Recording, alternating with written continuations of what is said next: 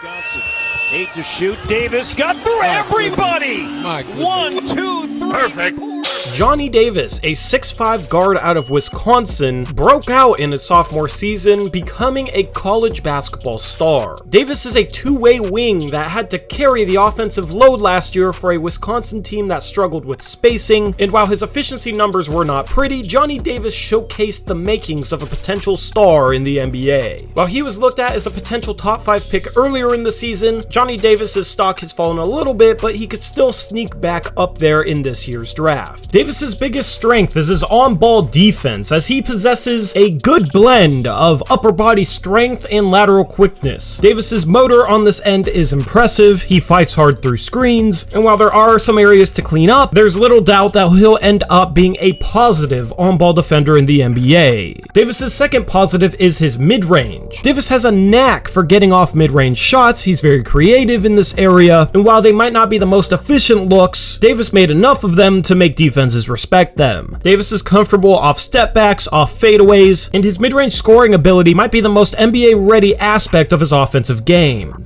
The third positive for Johnny Davis is his slashing ability. While he doesn't have the greatest burst, he has a solid enough first step and is able to carve out driving lanes with his upper body strength. Around the rim, Davis has shown a high level of creativity, of being able to use his body and create contact with rim protectors, and he is somebody that can put pressure on the rim. His fourth positive is his rebounding ability. Johnny Davis is a really good rebounder for a guard. He has a nose for the ball and isn't afraid to mix it up with big men on the boards, and he was able to make some things happen off grab and goes in transition. The fifth positive for Johnny Davis is his go-to scorer upside. Last season in college, defenses were keyed in on Johnny Davis. Davis played for a Wisconsin team that struggled to shoot the ball and didn't have many high-caliber scorers. Therefore, for big stretches, Davis was the entire Wisconsin offense and had to create out of suboptimal situations. His efficiency numbers took a hit because of this, but he also had some extremely impressive moments. In the NBA, where he has better spacing and better teammates,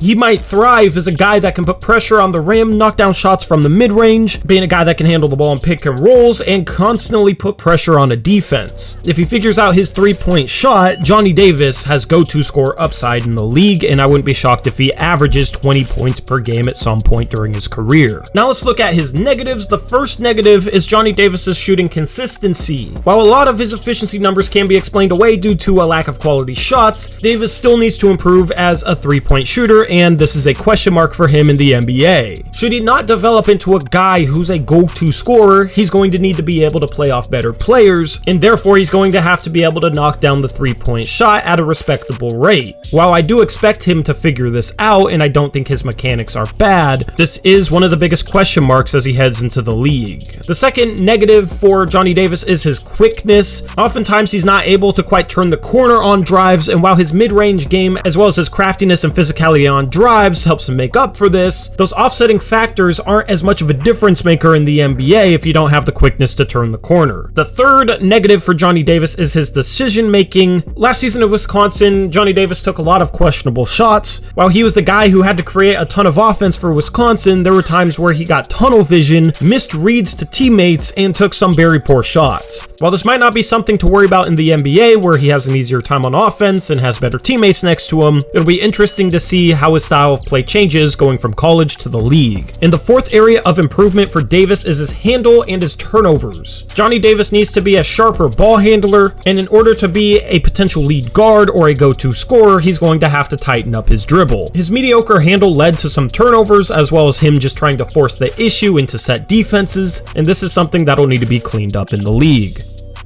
Now, when it comes to talking about how Johnny Davis's game translates to the NBA, he's a very interesting case because he's a guy that had to do it all at Wisconsin and actually might have a little bit easier of a time in the NBA with better floor spacing and not as much responsibility. Now, the key trait for him is going to be, can he knock down, catch, and shoot threes? That'll be the number one factor determining if he's ready to play right away in the NBA or not. But if he can knock down, catch, and shoot threes, then he's at least a 3-and-D role player with with some off-the-dribble game. I don't expect him to be a great three-point shooter. I think that's a little bit ambitious in terms of setting a goal for him, but if he can just be average, a 35, 36%er, then he's a key 3-and-D player on a good team, potentially. Then the other question mark with his game translating is how much off-the-dribble stuff can he do in the league? That's a little bit harder to say, but he has a knack for knocking down mid-range shots. He's a strong slasher, can finish around the rim. I think he has upside in that regard. So I really like Johnny Davis as a prospect because I think he's a pretty high floor guy with a sneakier ceiling than people expect. And a lot of the buckets that he got in college were very tough looks, and I have a hard time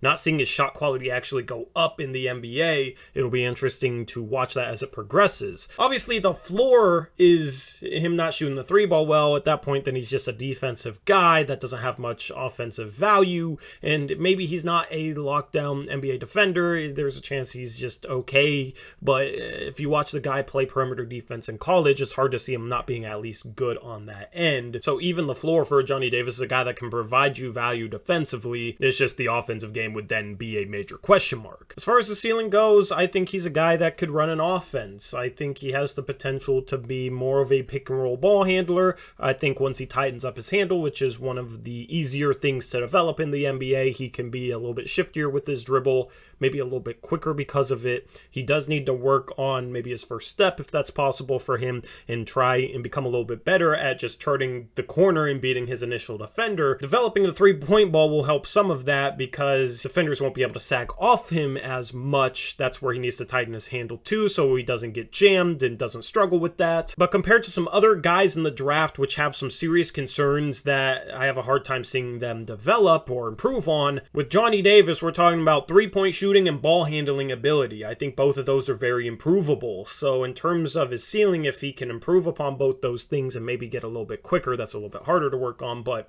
if he does all that, I could see him being a 20-point per game scorer. He has the mid-range game. He can get to the rim and finish. He can get to the free throw line. And then obviously he would have the three-point shot. So that's everything you look for in a 20-point per game scorer. And I think that is kind of the ceiling for a Johnny Davis. Now, in terms of some good team fits for Johnny Davis, I like Indiana at 6. I don't think that would be too much of a reach. I'd like him in the backcourt next to Tyrese Halliburton, who was supposed to be a good NBA defender, but hasn't really panned out on that end. Johnny Davis could complement him in the backcourt. They would need to trade Malcolm Brogdon, but I like Johnny Davis better than Malcolm Brogdon long-term next to Tyrese Halliburton. I think the Pacers need to continue to go young, and Tyrese Halliburton, he can score the ball, but he's also a really good playmaker. I think Johnny Davis would be in a position where he wouldn't have to try and become the go-to scorer, but Indiana kind of needs one, and he would be put in a position to potentially fulfill that potential. I also love New Orleans at 8 for him. He could probably start at the shooting guard spot right away in a backcourt next to CJ McCollum and be the defensive-minded guy in that backcourt pairing.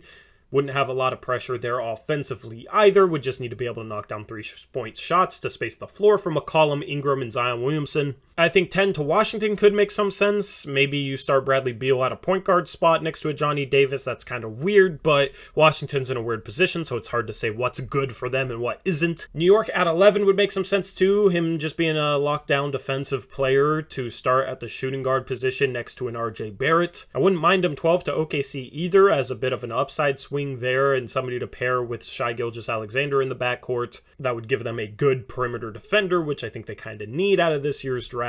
And then I think the floor for Johnny Davis is Charlotte at 13. They need to improve defensively. Johnny Davis would help with that. He could be a good backcourt pairing with LaMelo Ball, who has a ton of size. And I actually really like how those two players would complement each other, and Johnny Davis would help Charlotte out defensively quite a bit. I could see a team maybe trying to trade up for him. Maybe Houston with 17 and 26 tries to trade up to 11 or 13 if he's there on the board. I could also see Atlanta trying to trade up for him. Maybe it's 16 and John Collins for the 7th overall pick or the 8th overall pick or something like that. Maybe they trade John Collins to, I don't know, Washington for the 10th pick. Or maybe they trade 16 and a future first up to a range where they could draft a Johnny Davis. I think Johnny Davis would make a ton of sense in Atlanta next to Trae Young. I think there's just a lot of intriguing fits for Johnny Davis in the late lottery this year. Anyway, let me know what you think about Johnny Davis's game. Comment down in that comment section below. Leave a like like on this video, it helps me out, and subscribe if you haven't already. We're going to do a draft profile marathon over the course of this night, so I'm about to record a few more and try and get them out to you over the next day or so. I'm going to have a 60 prospects in 60 minutes video coming up tomorrow night, hopefully a Monday mailbag. Lots of content as we head into draft night. Hopefully you're enjoying it. With that being said, I'm out of here. I'll catch you in the next one. Until then, as always, peace out. Go Blazers.